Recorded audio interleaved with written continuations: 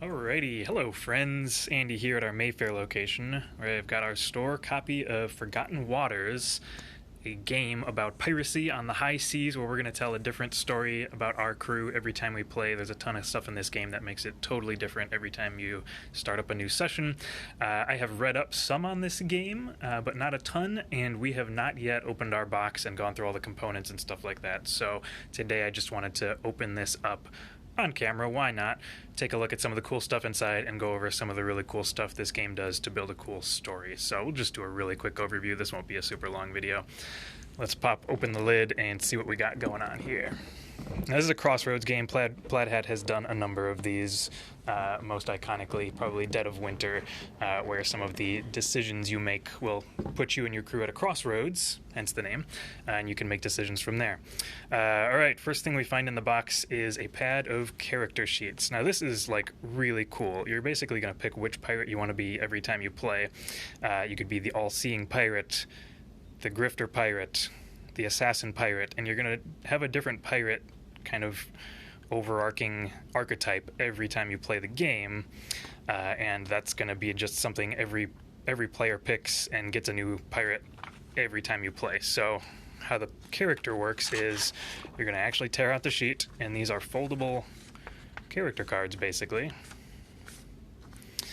Every pirate has some skills, and nobody starts with any skills in this game. We're all going to be skill 0 in all of these categories, but what does differentiate the different pirates, so the all-seeing pirate in this case, is kind of their skill caps. So this pirate can never get great at swagger, but is going to be amazing at aiming if they want to be, for instance.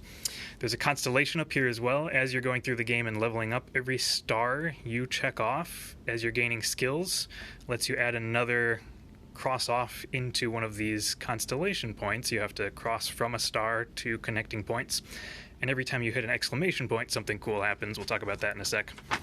On the inside is a silly game of Mad Libs of all things. So what's going to happen is it's going to prompt you for a series of things specific to your pirate. You need a large animal, a heavy object, a well-regarded profession, a type of location, and a famous man. Now this is going to be different for every pirate, I believe. Yep, so the grifter pirate, for instance, has a totally different set of Mad Lib random things to add into there. And this is going to contribute to, first of all, your backstory. You can see here there are blanks to fill in the things that you named in the top section. Now you're going to not look at that first and just write these things out, and then you're going to get a silly backstory out of it. Flipping to the other side, now this is the exclamation points on the constellation I was talking about. As you hit those exclamation points in your character's constellation, you are going to unlock more events out of their backstory and kind of in your character's specific journey, and this gets you cool special abilities, treasure, all sorts of cool stuff. So that's the basics of the character card, and then even more stuff in terms of your character's endings. This is going to take advantage of your or incorporate your constellation points as well back here. So that is the basics of the character cards. I have ruined the all-seeing pirate. Somebody will play that somewhere here though. Next up is the ship's log. Every time you play, everybody's going to choose roles, and we're going to have a scribe who's going to keep track of the exploits of our ship each game we play. They're going to do so on our ship's log here, starting with the ship name, which we will choose every time we start a new session of Forgotten Waters. The rulebook here, not too terribly dense, frankly, as far as kind of big box games go. Got maybe 6 pages of rules here, components, all that good stuff. And then the kind of key component of the entire game is the location book, and the key component of a lot of these Plaid Hat games is the kind of storybook feel of it. So this is a book of locations. Each location has specific things that can be done at those locations, and they'll get more and more like story specific as you go, but the open sea is your really kind of base tier. We're out on the sea and we have stuff to do to restock our ship or to prepare ourselves for the coming exploits we're going to do. So you can see here every one of these locations has a list of actions that can be taken while we're at that location. Here are all the things we can do while we're here. And there's a whole system for how various characters are going to place themselves out on these actions so that they can take that action during the day. I believe a number of these, like the green ones, can be taken by any number of characters. The blue ones can only be taken by a single character. And I think the red ones have to be taken by a character by the end of each given day. So we're all going to choose which actions we want to take every day and then resolve those separately. But I think the idea is kind of that you are going to all pick the actions kind of based on the symbols and what you think they might accomplish for you, and not look too closely at the text until you're actually taking those actions. So that's the Book of Locations. That's the open sea. We'll take a peek at maybe one more here. There is a reef to be seen with some other actions here. Alrighty, that's the location book. We're onto the punch boards. As I said, everybody's going to select a role to play every game we play, so we've got different tracks that are going to be kind of taken care of by the various roles on the ship. First mate is going to track discontent and the crew track.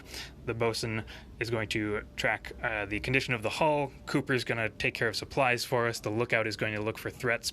So everybody has this track that they're keeping track of, and as you can see, these are all punch outs, so we could put those in front of the specific players who are tracking those elements of our ship.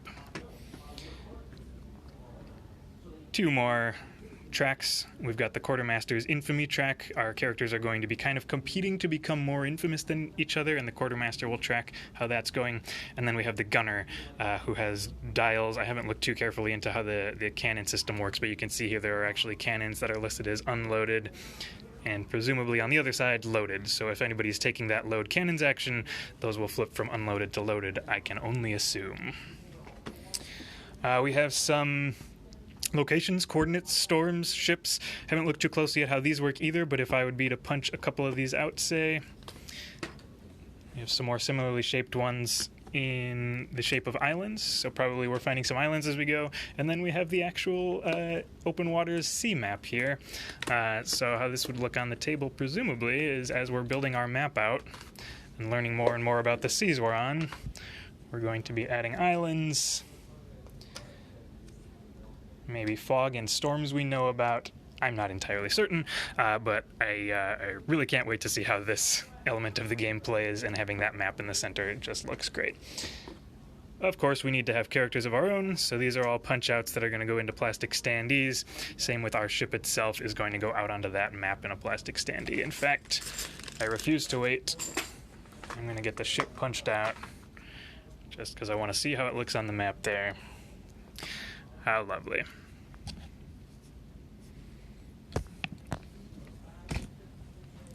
Yep, we're going for it. All right, and then the last things we've got in the box are some of the component bags. Every character gets a die for skill checks. We're going to be rolling the 12-sided die and then adding your skill, I believe, is how that goes. We've got standees and then the little wheel center punches. One very large bag of story cards. That's the blue backs here. So this will be the various story elements we run into as we're out in the middle of the seas. Some might have choices to make. Some, it appears, give us skill bonuses or treasure or curses, whatever else we might find out on our adventure. And the very final thing in this box, we've got the objectives. These will change based on which scenario you're playing every time you open the box. And then the treasure, we can take a look at a couple of, these appear to be the one-time use type things, perhaps. And then, well, you know, I don't know how the treasure works, but there you are. These are the treasure cards. These are what you'll be picking up every time you see a treasure chest and are told to take treasure during the game. So, there you have it, Forgotten Waters, the game where we're going to be telling a different tale of our pirates every time we play, and every time we will have a totally separate pirate to play for each character at the table and try to make their tale a better one than the last one. Thanks for tagging along while I got this box open, and we'll try to do more like these soon. Have a great day.